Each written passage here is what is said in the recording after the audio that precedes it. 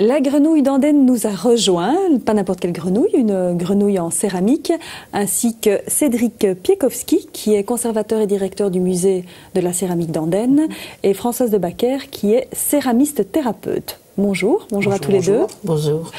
Alors, d'abord le musée de céramique d'Andenne, de la céramique d'Andenne, qu'est-ce qu'on peut y trouver ? De la céramique, évidemment, vous allez me dire. De la céramique. Il faut savoir qu'Andenne était une ville de production de céramique très anciennement, qui a eu un développement particulier à partir de la fin du XVIIIe siècle, avec un type de céramique particulier qu'on appelle la faïence fine, une terre blanche, issue de l'argile locale, qui est donc blanche, oui. Voilà, et qui suffisait de recouvrir d'un émail transparent. Et c'est à partir de ce moment-là, ce n'est pas par hasard du tout. Au contraire, ça fait écho directement au passé local. Il fonctionne sur deux niveaux, le musée. Vous avez des expositions qui sont plus permanentes et d'autres plus ponctuelles. Voilà, on a des collections permanentes qui couvrent le rez-de-chaussée et le premier étage principalement, qui est chronologique, qui part du travail de la terre. Il faut savoir que les hommes descendaient au fond de la mine pour aller chercher la terre plastique. C'est ce que cette première salle, quand on arrive dans le musée, explique. Et ensuite, on continue le cheminement à travers le temps, de l'époque gallo-romaine jusqu'au XIXe siècle, en passant par les époques de la faïence fine, de la porcelaine et du grès, qui sont trois types de céramique. Voilà. Alors, le céramique, c'est un terme générique pour désigner plusieurs catégories de terre, de cuisson et d'émaillage. On peut peut-être dire ce que c'est que la céramique, tout simplement. Une terre cuite recouverte d'un émail transparent, blanc, coloré. Voilà. Et donc dans le musée, on peut y trouver exposé des céramiques, mais on peut également alors y trouver l'histoire de la région au niveau de la céramique. On a un espace, disons qu'on profite un petit peu de ce parcours céramique pour retracer l'histoire de la région. Voilà, c'est sous-jacent évidemment à ce développement. Vous avez également des expositions donc plus ponctuelles, c'est le cas de la céramique et la grenouille. Alors, en fait, quand on pense grenouille, on se dit, ben voilà, c'est les enfants, c'est familial. Est-ce que c'est une manière aussi d'amener les enfants au musée que de prendre un thème comme la grenouille ? La grenouille est un prétexte d'amusement pour tout le monde, pour les petits et les grands. Les premiers à s'être amusés, je dois vous avouer que c'est quand même l'équipe du musée. C'était quand même pas rien d'amener la grenouille au musée. Exactement, je ne pourrais pas vous dire, parce qu'on en a de tout format. L'idée, c'était vraiment de montrer la diversité des matières qui sont représentées par la grenouille, de parler de leur symbolique et de lancer un défi aux céramistes également. Parce qu'il faut savoir que réaliser une grenouille en céramique, ça a l'air très simple, ça fait partie de notre quotidien, mais ça n'a rien de simple. Il y a un mouvement à incarner dans l'objet, il y a un réalisme éventuellement à c'est vrai que quand on les voit là, elles font très réalistes en fait. Elles sont très réalistes, oui. Surtout avec ce travail-là. Et puis il y a plein de problèmes techniques qui se posent également. Et ce qui fait que voilà, on en a peut-être un peu moins que prévu dans le jardin du musée. L'exposition couvre le rez-de-chaussée, ce qu'on appelle la salle polyvalente, un espace de la véranda avec la présentation de la restauration d'une des fontaines d'Arthur Craco qui se trouve en fait en plein centre historique de la ville, près de la collégiale de Sainte-Bêche, une fontaine réalisée au début du XXe siècle, entourée de plusieurs grenouilles. Ça a été l'objet d'une restauration de 10 ans. Donc ceci est présenté dans la véranda du musée.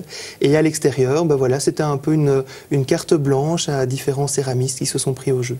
Donc si je comprends bien, vous décidez de faire une exposition sur la grenouille et vous faites un appel alors aux céramistes en disant faites-nous des grenouilles. Voilà, exactement. Donc vous faites l'appel longtemps à l'avance. Dans ce cas-ci, absolument pas. C'était c'était au pied du mur. Voilà. Et vous en avez fait, Françoise, des grenouilles pour cette exposition ? Oui. Mais il y a encore une petite cuisson à faire, donc elles sont encore chez moi, mais elles vont arriver. Elles vont plonger dans le Ça met combien de temps, en fait, pour faire...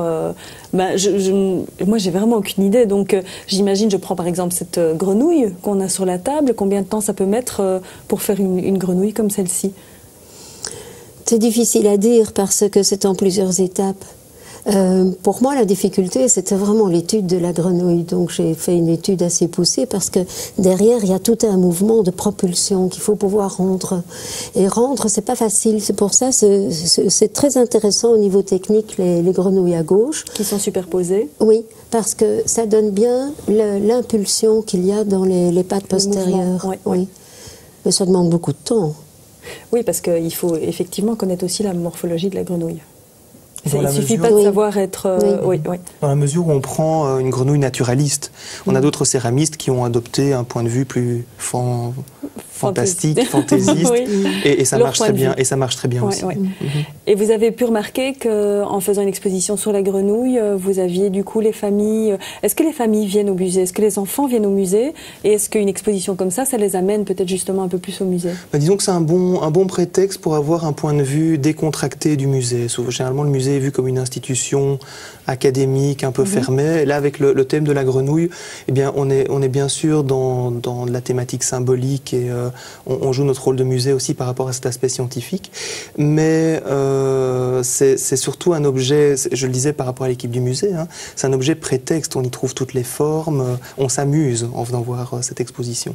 Et donc, quand les familles viennent avec les enfants, eh bien, évidemment, on ne peut pas louper un détail, il y a toujours quelque chose qui fait que c'est drôle.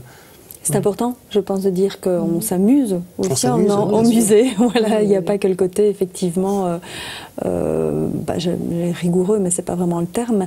Et en fait, parallèlement à cette exposition sur la grenouille, qui a donc lieu, elle a commencé en février, et elle a lieu jusqu'à fin avril, jusqu'au 27 avril. Voilà, exactement.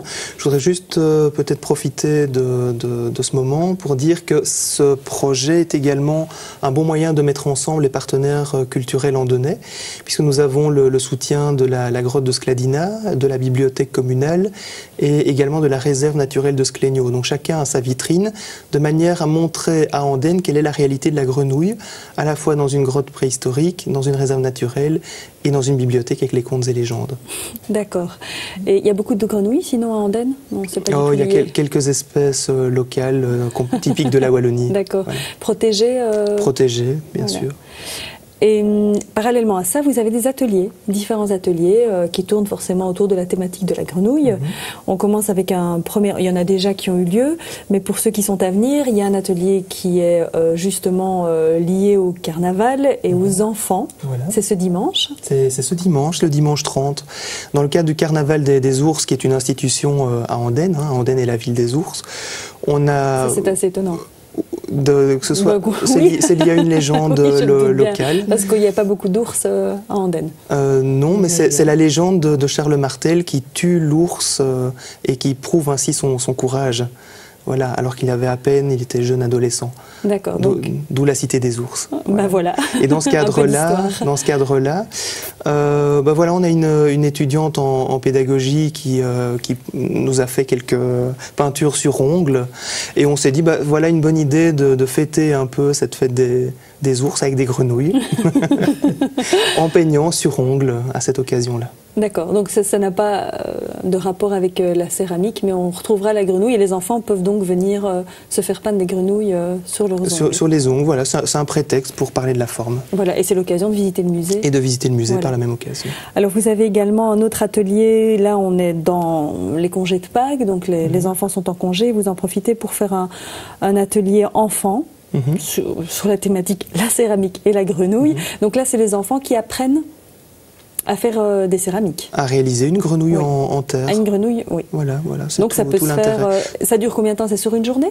Là, non, c'est plutôt un atelier d'1 à 2 heures. Ça dépend un petit peu de la patience des enfants, même si généralement quand ils sont en atelier... C'est des enfants de quel âge? On s'adresse à tous les âges. On s'adapte juste aux groupes qui viennent. Ce sont des ateliers initiatiques à la terre qui ont lieu en fait tous les premiers, tous les troisièmes mercredis du mois au musée. Et alors en fonction des expositions, ce sont des ateliers qui deviennent thématiques. Mais en réalité, c'est une programmation annuelle. D'accord. Ensuite, on a le 9 avril, l'atelier céramique guidé. Et là, justement, c'est vous, Françoise, qui donnez cet atelier. Alors là, on rentre dans autre chose, puisque vous abordez la céramique en termes de thérapie. Et la céramique, c'est un peu plus spécifique que ça. On disait l'argile, c'est ça? Parce que la céramique, ça se cuit, mais ici, c'est pas nécessairement le cas.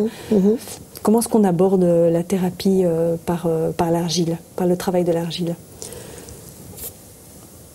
D'abord, il faut choisir la bonne argile. Donc, il y aura des argiles très différentes. Il y a une, je dirais, presque mise en condition, c'est-à-dire de se mettre en silence, de se mettre en accueil. Pourquoi est-ce que le choix de l'argile a de l'importance? Parce que, en fait, c'est une relation entre la personne et l'argile. Et l'argile, qui a plus de ce qu'on appelle des grains de chamotte, donc beaucoup de roches, va amener à introspecter une autre partie de soi, qui sera plus solide, plus ferme, tandis que de l'argile plus douce donnera d'autres qualités. Et donc, de donner le choix est quand même très important. Et il y a d'abord un silence, et puis presque un lâcher-prise, voir ce qui vient. Donc, il y aura peut-être un thème ou pas, mais le premier thème, ce sera de se sentir bien, de se connaître, de s'introspecter, par l'intermédiaire des formes que les gens pourront faire. C'est ça le but. Après, en fonction de la forme qu'ils ont fait, on analyse ou pas spécialement?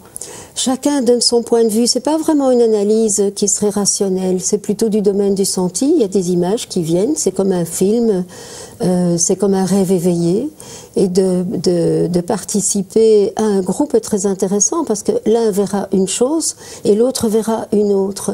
Et chaque fois, ce sont des images qui sont très très fortes et qui peuvent amener des choses importantes sur le chemin de la personne, le chemin de vie de la personne, et qui est très personnel à chacun, évidemment. Ce travail dure combien de temps? Donc, il y a le choix de l'argile, mais à partir du moment où on se met à travailler l'argile, c'est un travail qui dure combien de temps? Ici, je crois qu'il y a 2 heures de travail. Donc, en 2 heures, ça dépend du groupe aussi, parce que si c'est une première fois, on ne peut pas vraiment aller dans les profondeurs, mais enfin, on ne sait jamais, puisque c'est quand même un lâcher-prise, donc on va voir ce qui pourra sortir de toutes ces formes. 2 heures est le minimum, mais il y a vraiment moyen d'avoir un résultat. Est-ce qu'on a besoin d'être déjà initié? Non, pas du tout. Pas du tout. C'est même plus compliqué quand on est déjà initié, parce que si on se plonge dans l'expérience, on travaille plus avec le cerveau droit qui est relié à toute la partie gauche et qui est de l'intuition. Tandis que l'autre côté, on doit faire en sorte que ce soit beau, que ce soit plus quelque chose qu'on a envie de dire de sa vie, alors qu'il y a plein d'autres choses qui viennent d'une manière spontanée quand on ne connaît pas vraiment la technique. On se laisse plus aller. On se laisse plus aller, c'est plus facile. Donc quelqu'un qui n'a jamais travaillé l'argile peut, sans aucune connaissance, se mettre et arriver quand même à obtenir quelque chose. Oh oui, toujours. Toujours, toujours, toujours. Et alors, c'est pas de la céramique, c'est le travail de l'argile. Pour quelle raison? Pour ne pas figer, c'est ça? Oui, c'est-à-dire que ça, disons ici, c'est une première approche que j'appellerais plus de ressourcement. Si c'est vraiment thérapeutique, ben, on soigne quelque chose, donc on ne sait pas ce qui va venir. S'il y a des gens parfois qui sont en pleine déprime, mais qui font des choses extraordinaires, mais magnifiques, vraiment des petits villages comme un paradis. Donc là, on peut le sceller en disant, ben, c'est une partie de vous, il n'y a pas tout qui est difficile, vous faites des choses magnifiques. Donc là, on peut le cuire. Il y a une suite qui peut être logique.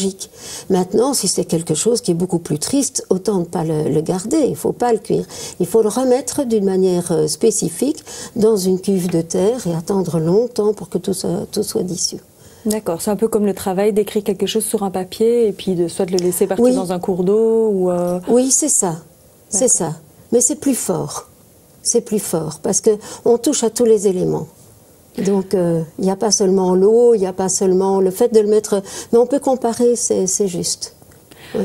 Avant peut-être de parler du parcours qui vous a amené à faire de la céramique de manière thérapeutique, moi je vais vous proposer un petit, je vais dire un bricolage, mais on peut appeler ça comme ça, de Victor Poussin. Donc c'est un petit peu notre bricoleur fou ici à Cannes et compagnie.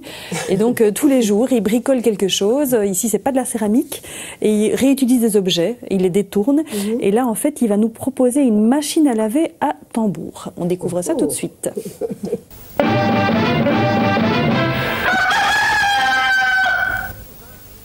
Victor Poussin, bricoleur. Votre machine à laver est foutue. Jetez-la, mais pas tout. Vous récupérez le tambour ainsi que la plaque de fond que vous assemblez l'un dans l'autre.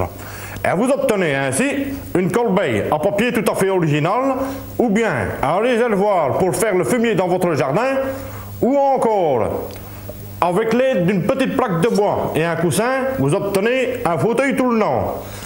Ou encore, vous obtenez une rampe à fromage tout à fait originale. Et n'oubliez pas de déclarer, c'est moi-même qui je la fais tout seul, avec les fiches de tonton Victor.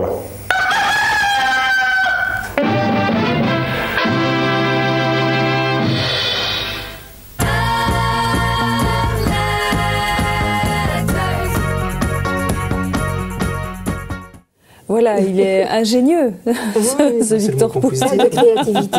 Oui, plein de créativité. Qu'est-ce qui vous a amené, vous étiez d'abord céramiste et puis après vous avez pensé que c'était intéressant de l'aborder comme une thérapie? Oui, mais c'est un long parcours. Au départ, j'ai toujours été dans le milieu médical, j'étais ergothérapeute et j'étais fort, disons, amenée à me poser plein de questions. Quand j'ai commencé donc la céramique, c'est vraiment comme un élan. Je ne pouvais faire que ça. Ça a été, j'ai commencé avec rien. Et je suis contente de tout ce parcours qui a été quand même difficile au départ, mais qui m'a amenée à comprendre, en donnant aussi des cours, comment la nature humaine peut révéler tout ce qu'elle est à travers la terre. Et en passant à côté de mes séchoirs, tout au début que je faisais donc de la terre, ben je ressentais qu'il y avait comme un poids ou bien une légèreté et que les gens, par exemple, ils faisaient 3 ou 4 fois exactement la même chose sans se souvenir de ce qu'ils avaient fait. Et en fait que c'était comme une reproduction qui était nécessaire pour eux. Pourquoi plus la terre que la peinture? Parce que la terre, elle vient de la roche-mère. Et nous venons tous quelque part de la roche-mère. Donc c'est le plus proche de notre peau. La peinture, c'est déjà un aplat et il y a des couleurs. Mais la terre, elle nous prend. Il y a un dialogue qui se fait. On ne doit pas se forcer. La terre nous dit autant que nous pouvons dire à la terre. C'est vraiment un dialogue. Elle parle, la terre. Et ça, j'ai appris au cours de mes stages et les cours que je donnais chez moi depuis le départ, il y a 40 ans de ça. Donc c'était vraiment... oui. Et la thérapie par la céramique, ça fait combien de temps? Ça fait à peu près 25 ans. Ça fait 25 ans, oui. Est-ce qu'on peut avoir un résultat en venant une fois à un atelier ou c'est quelque chose... Mais c'est pas vraiment... Ça dépend peut-être du problème. Mais... Oui, puis on ne doit pas parler vraiment de résultat. Le résultat, c'est d'aller mieux, de toute façon. Donc, la terre, elle absorbe aussi tout ce qui n'est pas bon en soi. Par exemple, si on est triste, si on est trop en colère, la terre pompe tout ça. Donc, on est de toute façon épuré d'un tas de choses qu'on n'a pas envie de garder. C'est déjà positif. En 2 heures, on sent la différence. Parfois, on peut ressentir une certaine fatigue, parce que si on a l'habitude d'être toujours triste ou d'être toujours en colère, eh bien bon, c'est tout ça qui part. Mais ça laisse place à autre chose. Mais on peut aller très très loin par la terre. Il y a des gens qui se guérissent profondément de maladies qui sont d'ordre de dépression ou bien d'une agitation intérieure vraiment excessive qui donne plein de maladies différentes. C'est toujours positif. Il n'y a pas de conséquences secondaires. D'accord. Et c'est plus simplement que le processus de création, parce que c'est vrai qu'il y a finalement des tas de choses où on crée qui font forcément du bien, mais ici c'est plus que ça. Mais c'est aussi de voir sa vie, de pouvoir connaître sa vie, de pouvoir par exemple connaître aussi des éléments déclencheurs qui ont fait en sorte que quelque chose se déclare, qu'une maladie se déclare, mais le processus de créativité est fondamental. Là vous avez tout à fait raison, parce que c'est quand on voit la vie qu'on est en train de mener, on peut recréer sa vie, on peut revisiter les choses qui ne nous intéressent pas et là, créer. Nous sommes tous des créateurs. Mais oui. Non, je vous en prie.